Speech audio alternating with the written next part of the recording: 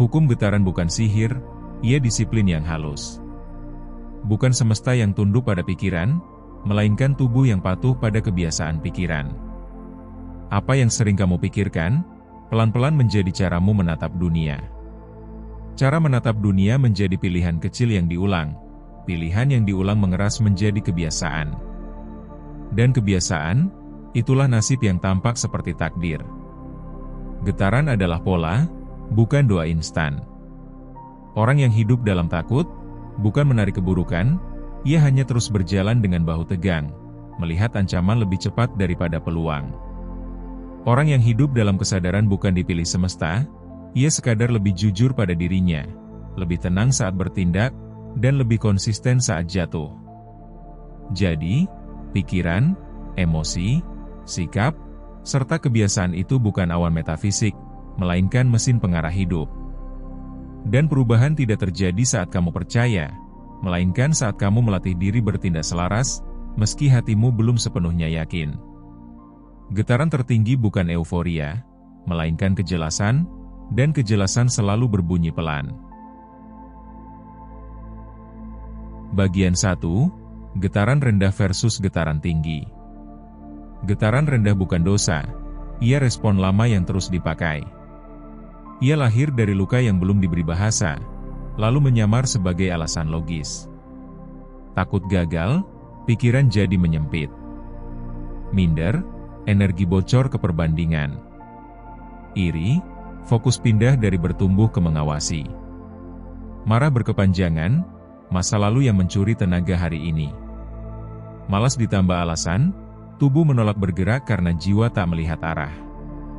Maka otak setia pada tugasnya, mengaktifkan mode bertahan.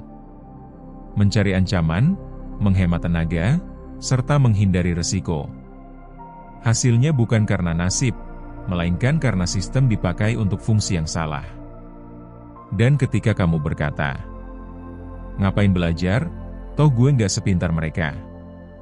Sesungguhnya yang bicara bukan akal, melainkan ego yang ingin aman dari rasa gagal. Lalu datang nubuat yang digenapi sendiri. Usaha sedikit, hasil kecil, dan keyakinan lama makin keras. Getaran tinggi juga sering disalahpahami. Ia bukan senyum terus-menerus, bukan optimisme buta. Getaran tinggi adalah kedewasaan batin.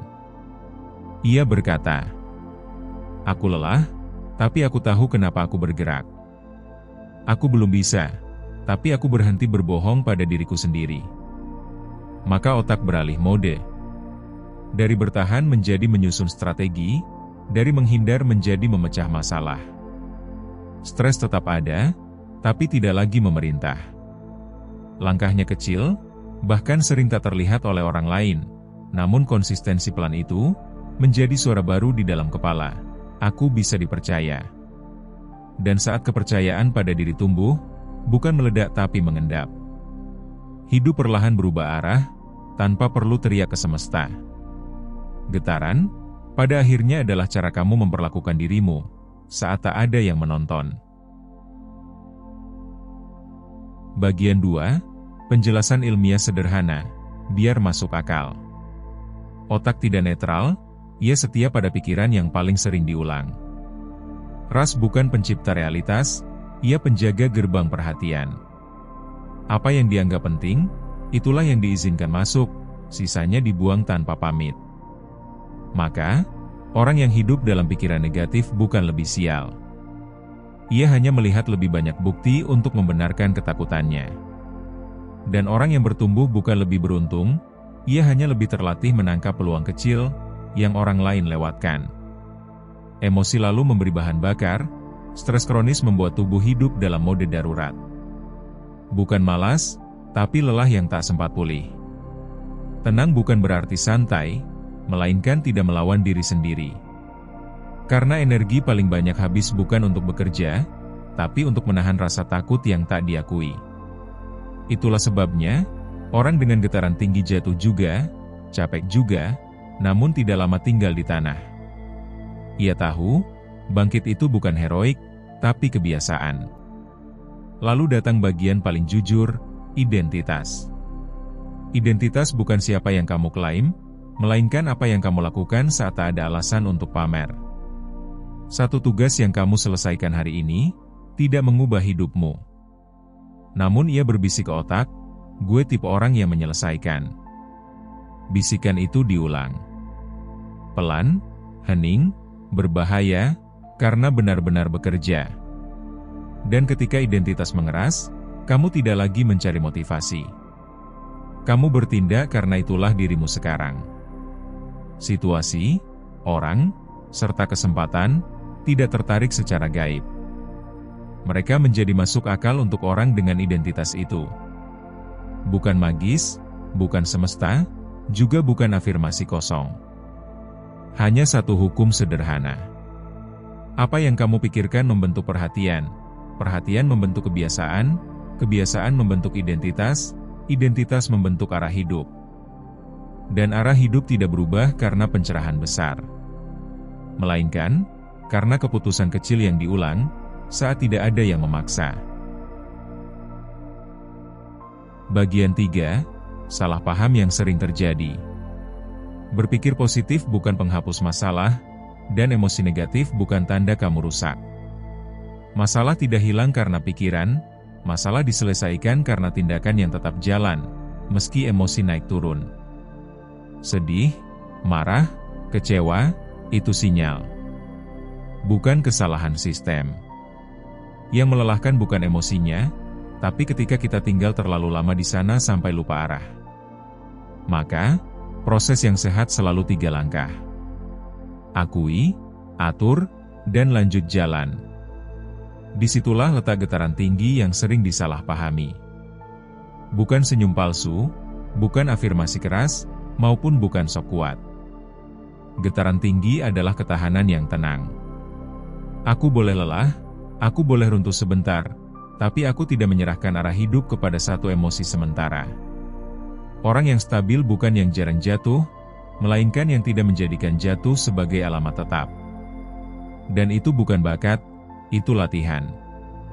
Pelan, berulang, dan manusiawi. Bagian 4, cara nyata meningkatkan getaran. 1. Atur pikiran, self-talk. Otak percaya pada kalimat yang paling sering diucapkan, bukan yang paling pintar. Mengganti self-talk bukan bohong, tapi mengganti vonis dengan proses. Gue bodoh, ubah menjadi gue lagi belajar.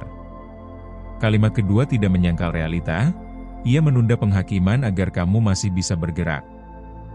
2. Gerakan tubuh. Tubuh adalah tuas tercepat kepikiran.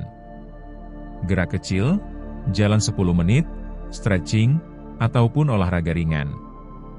Itu bukan soal fisik, tapi soal memberi sinyal ke otak. Kita masih hidup, masih aman, dan masih bisa lanjut.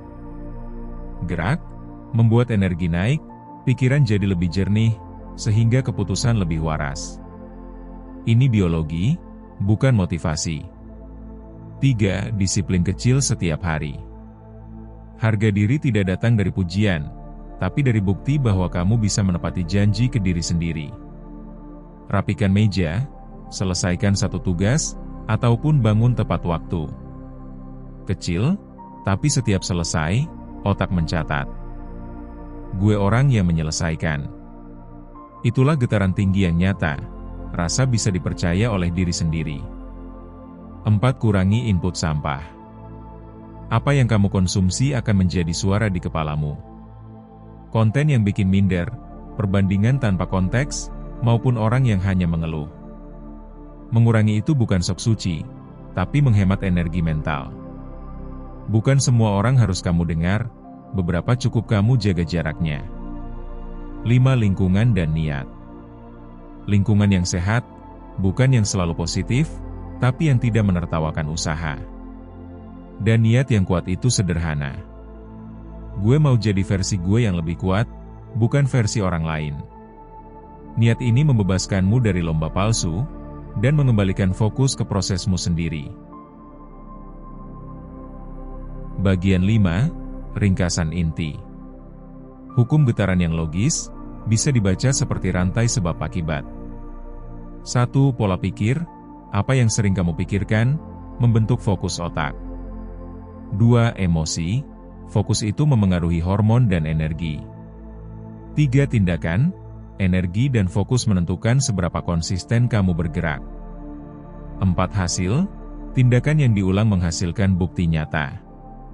5. Identitas, bukti nyata membentuk siapa dirimu menurut otak sendiri. Setiap langkah kecil yang konsisten, dapat menggeser seluruh rantai. Jangan diremehkan. Satu kebiasaan 5 menit sehari, bisa memicu perubahan besar dalam setahun.